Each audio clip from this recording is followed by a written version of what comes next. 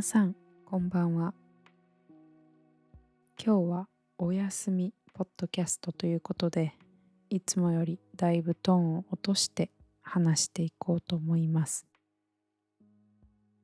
コメントで寝る前によく花さんのポッドキャストを聞いていますとか、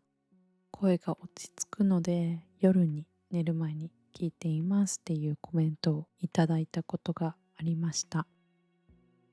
なので今日は夜に聞いてね、寝る前に聞いてねっていうポッドキャストを撮っていこうかなと思います。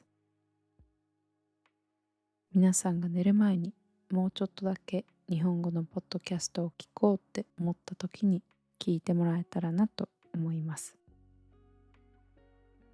皆さん、今日はどんな一日でしたか？朝早く起きて出勤したり、学校に行ってもう疲れたって思っている方もいるかと思いますし、今日はお仕事休みだったからゆっくりしたよとか、今日はいっぱい遊んだから寝る前ちょっとだけ日本語のポッドキャストを聞いて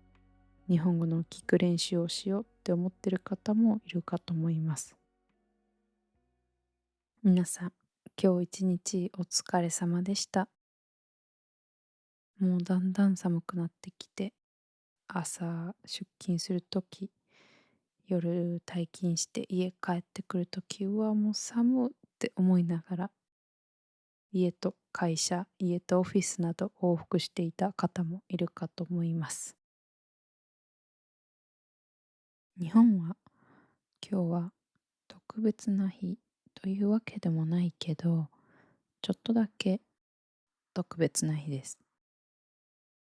その理由は、これを録音しているのが11月11日なんですけど、今日はポッキーの日です。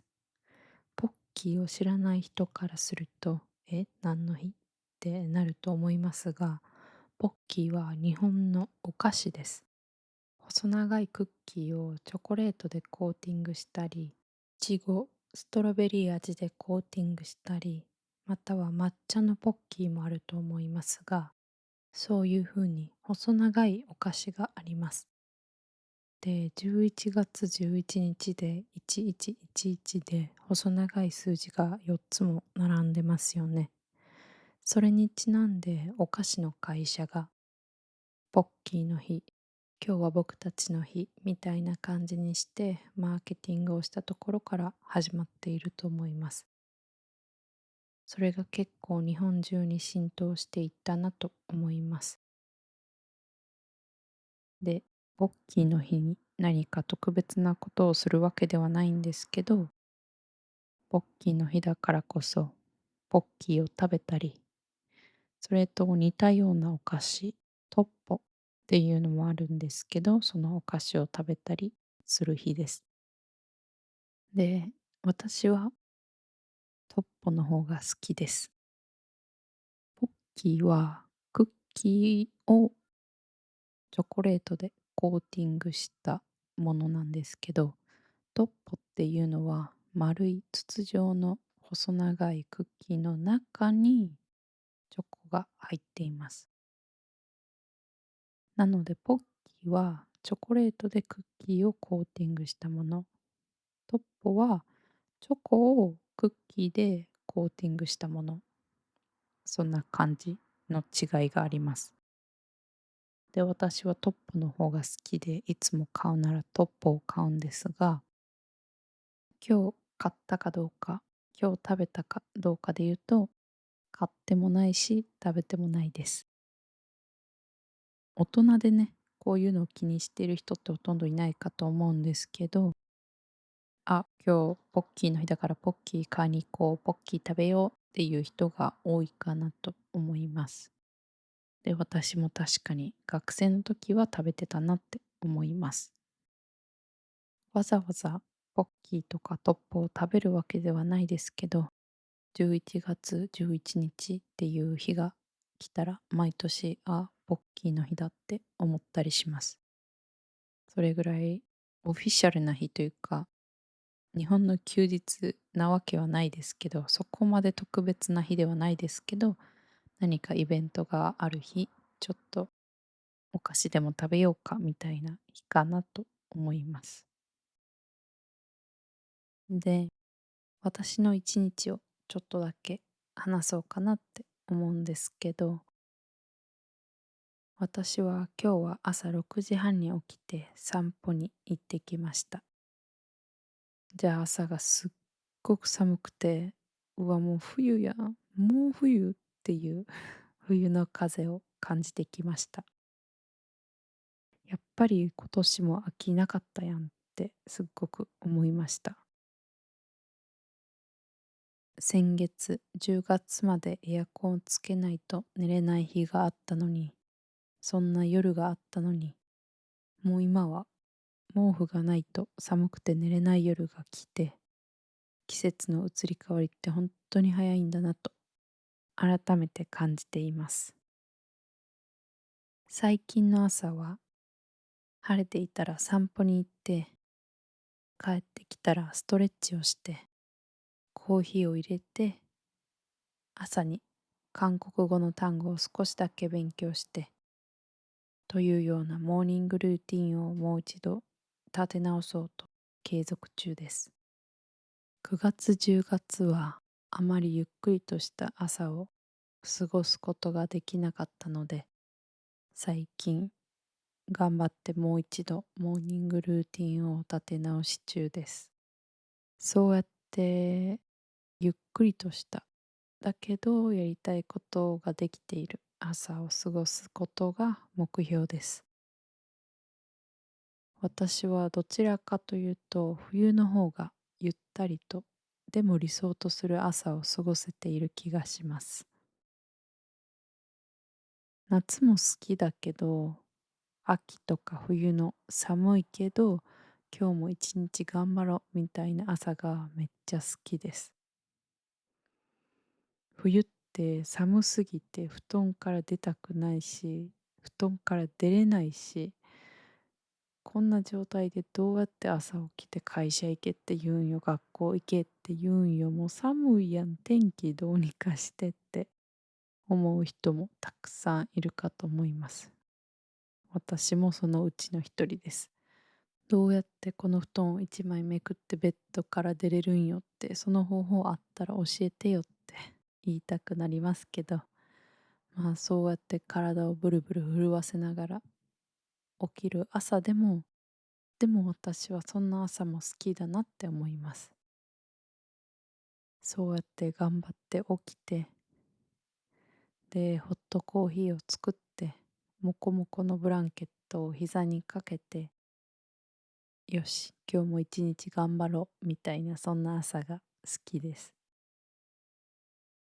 考えたら私はずっと夏の方が好きって思ってたんですけど、あれ意外と冬も好きなのかなって思ったりもします。皆さんの今日の朝はどうでしたか？パッと目が覚めて、よし、今日も一日ぐっすり寝れた最高というふうに気分よくベッドから起き上がることができていましたか？または私みたいに寒いって言いながら体をちょっとブルブル震わせながら布団から頑張ってよいしょって起き上がった方もいるかと思います。まあいろんな日がありますよね。すっきり起きれる日もあれば全然起きれない日もある。なんかぐっすり寝れたなって日もあるけど、二日酔いが激しすぎてもう絶対今日はベッドから動けないっていう日もあるかと思います。人生いろんな朝がありますよね。で、これを聞いてくださっていたらそろそろ眠くなってきましたか？または逆に目が覚めてきましたか？寝たいけど寝れなくて、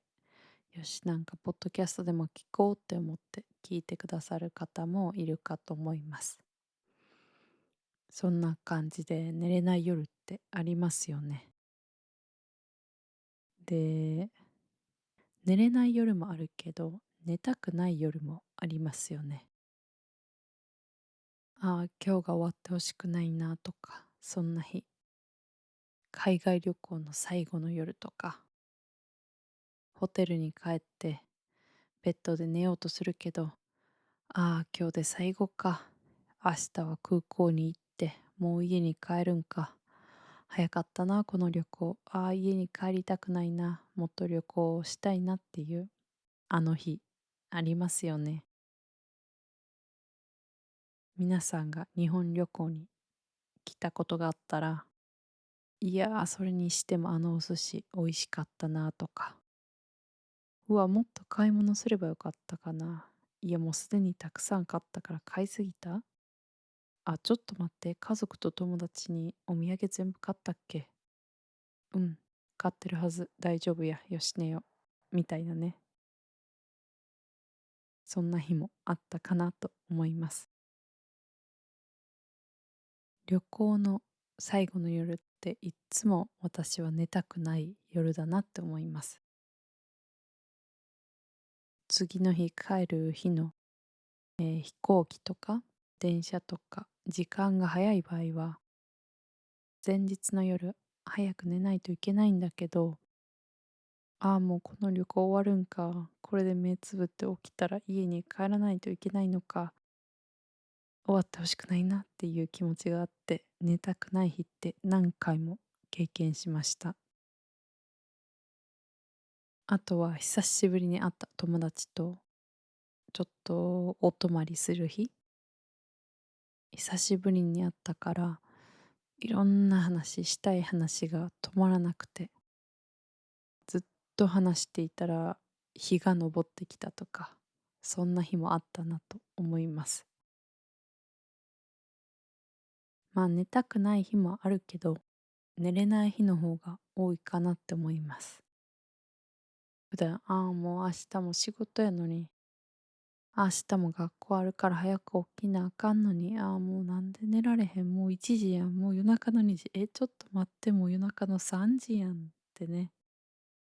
どんどんどんどん時間だけが過ぎていく日ってありますよね。で、皆さん、寝れない時にやることってありますか？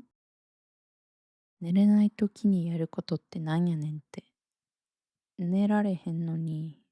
なんかやってたら逆に目覚めてまうやんって、もっと寝られへんくなるやんって思う方もいると思いますが、まあそりゃそうですよね。目をつぶってじっとしておくのがいいかもしれないですけど、私はね、たまに、ああ、もう寝られへんなと思って、今何時かなと思ってスマホを確認して、で、そのままスマホをいじってしまうってことがたまにあります。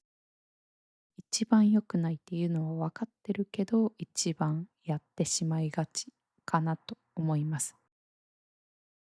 皆さんも今これを聞いてくれているのが何時かわからないですけど、夜中の1時ですか ?2 時ですか？私も寝れない時はスマホを触ってしまうっていうのがもう自分では分かっているので、スマホはね、できるだけベッドの横に置かずに、ちょっと離れた机の上に置いて、そこで充電しながら寝るようにしています。やっぱりスマホがベッドの横、自分の真横にないだけでも、なんかぐっすり寝れる気がします。で、それでもなんか全然寝れないなって日ありますよね。で、私は寝ようと思ったけど、もう全然寝れないとか、昼寝めっちゃしてしまって体が全く疲れていない時、そういう時は夜の散歩に出かけたことがあります。最近はほとんどしないですけど、前はね、たまーにしていました。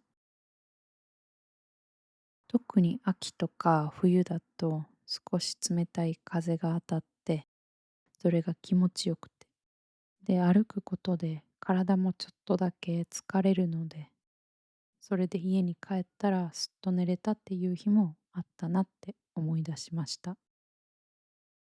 で、それができる、夜ちょっとふらっと散歩に行ける平和な世界であってくれっていうふうに思いました。女性が夜一人で外を歩くなんて、そんなことをやっていいわけがない。考えたことすらないっていう方もいると思いますが、私はたまにやっていました。朝の散歩もめっちゃ気持ちよくていいんだけど、夜に散歩するのも好きなんですよね。朝とは違う雰囲気が味わえるので好きです。その日一日を振り返りながら散歩したり、明日の予定とか、今週の予定とかを考えながら散歩するのも好きです。だから今でもずっと都会に住みたいなって気持ちはあるけど、なんかいろいろ考えたら田舎に住んだ方がいいのかなって思ったりもします。田舎だと比較的安全だし、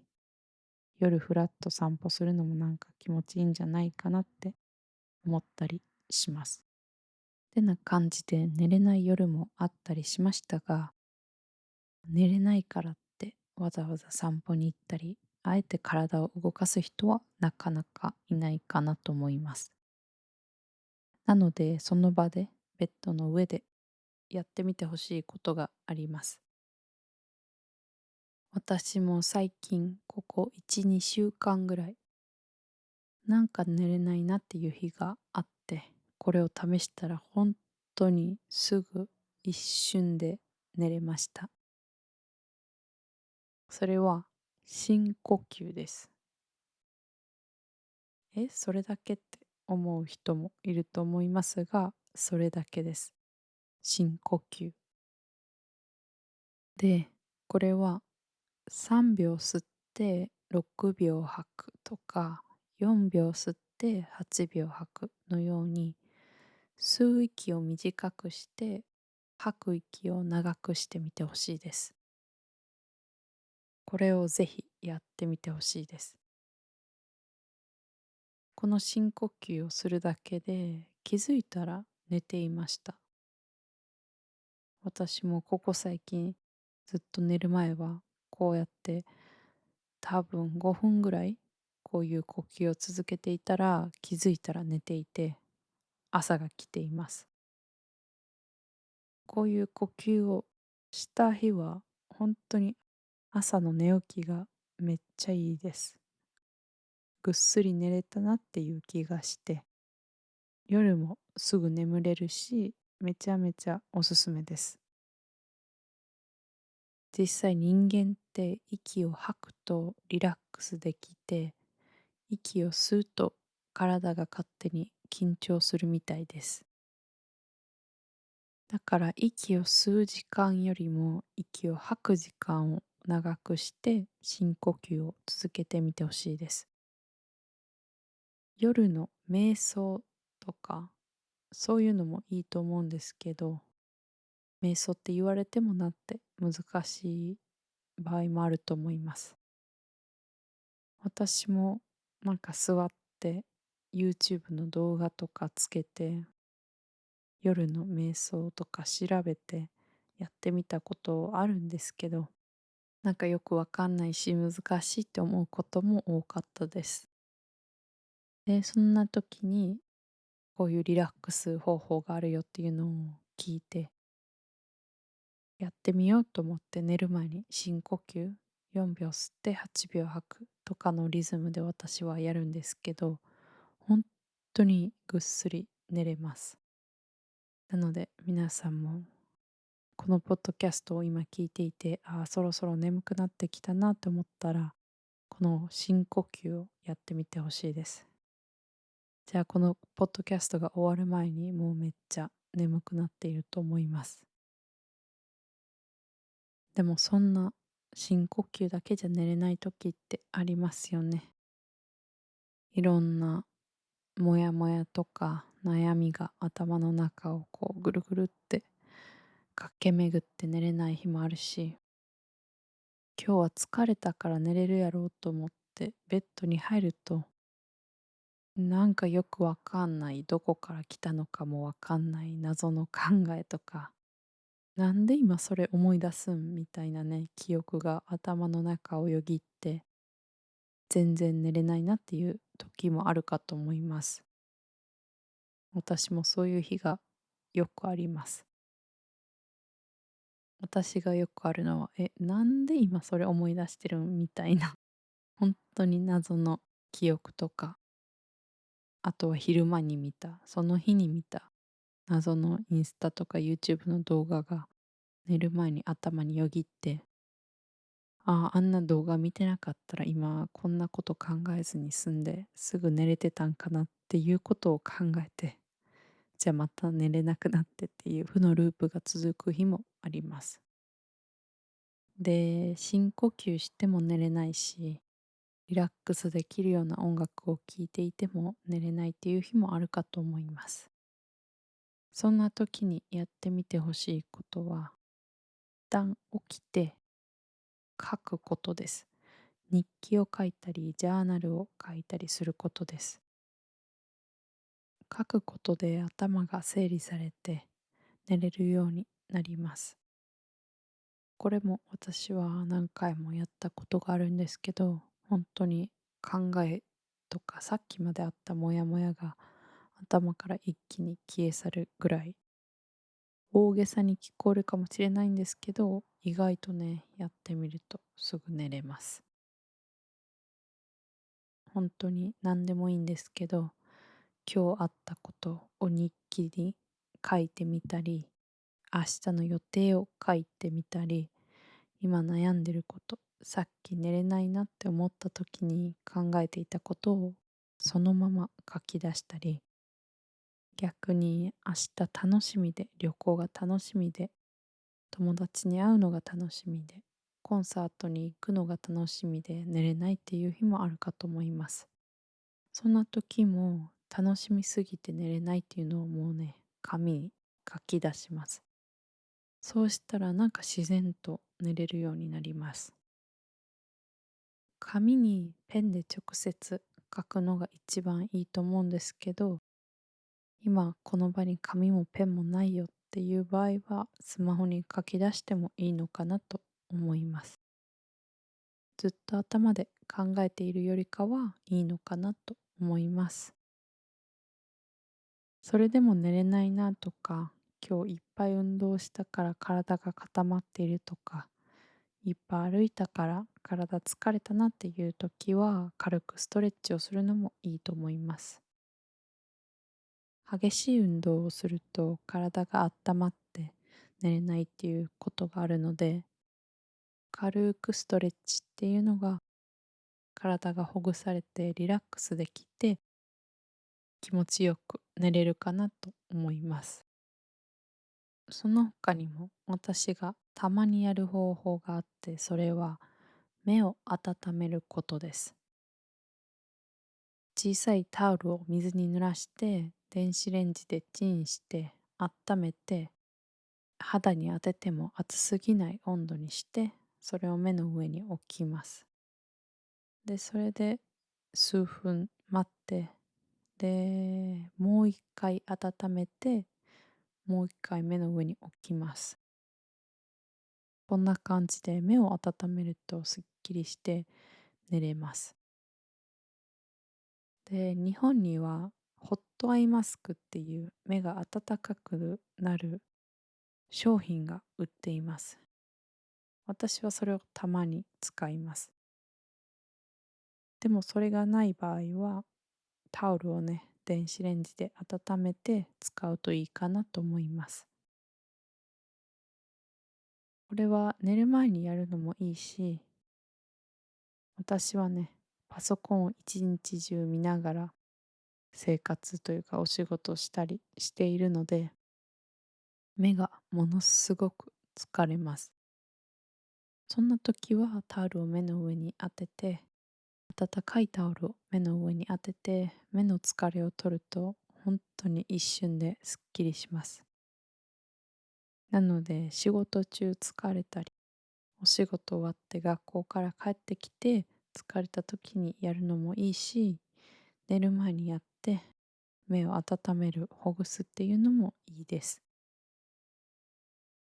あとはその温かいタオルを首に当てるのもとても気持ちいいです。すごくリラックスできるし、心が軽くなるというか、気分がすっきりしてリラックスして寝やすくなるかなと思います。それでも寝れない時ってありますよね。今ポッドキャストを聞いてるから、日本語を勉強してるから寝れないよっていう人もいると思いますし、なんでなんか寝られへんなっていう時もあると思います。で、私の一つ本当に最終手段、もう一つあるのは、もうその日一日は寝ることを諦めます。一日だけ寝ることを諦めるんだけど、次の日の朝は早く起きるようにアラームをセットしておきます。絶対起きれるようにアラームをセットしておいて、夜はもう諦めて寝るのは何時でもいいやっていう風にします。で、朝は早く起きますよね。そうするともう一日中次の日眠たいと思います。でもそれを我慢して昼寝もせずに一度我慢すると、とっても疲れて眠たくなって次の日夜早く寝ることができると思います。そうやって強制的に睡眠時間をリセットして、自分が理想とする時間に寝て起きられるようにするっていう方法もあります。私も海外旅行に行って時差で体内時計が狂ってしまった時、留学とかね、長期間海外にいたら完全に時差で体の体内時計が変わってしまうので、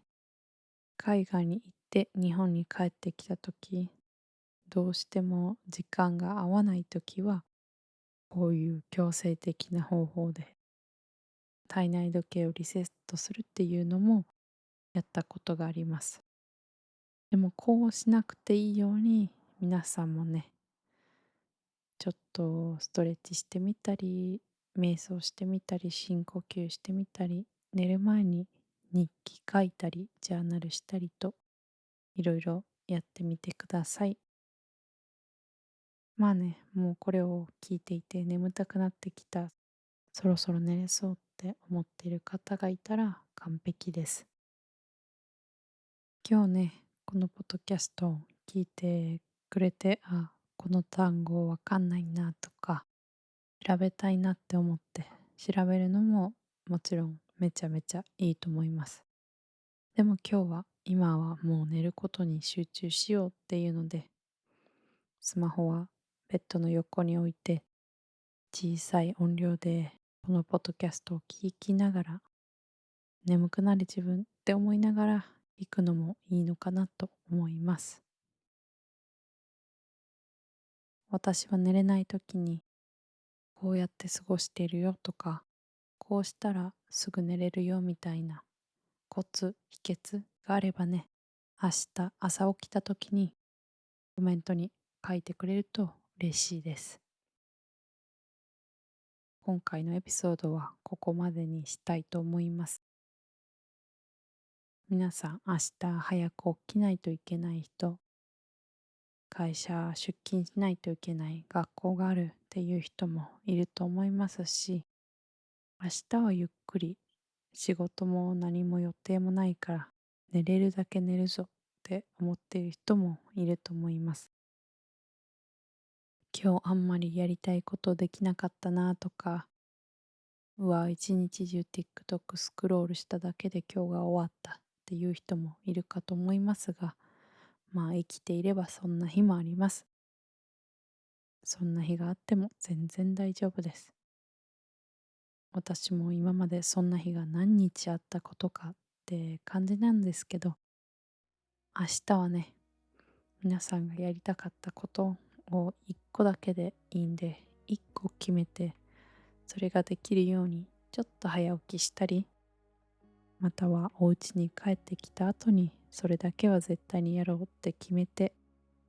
今ね、メモに書いて見えるところに貼っておいたり、その後に寝るといいのかなと思います。皆さん、明日はどんな日にしたいですか？いつもと変わらない日だろうなって思いますか？または明日楽しい予定がありますか？明日朝めっちゃ寒くなるから起きんの大変やろうなっていう人も、うわ明日嫌いな授業あるわどうしようっていう人もね、明日友達とご飯行けるやった楽しみとか、行きたかったカフェに行けるやったねとか、明日は家でゆっくりするぞとか、いろんな明日があると思いますが、皆さんの明日がいい日になることを願っています。では皆さん、そろそろ寝る時間なのでここまでにしておきます。では皆さん、おやすみなさい。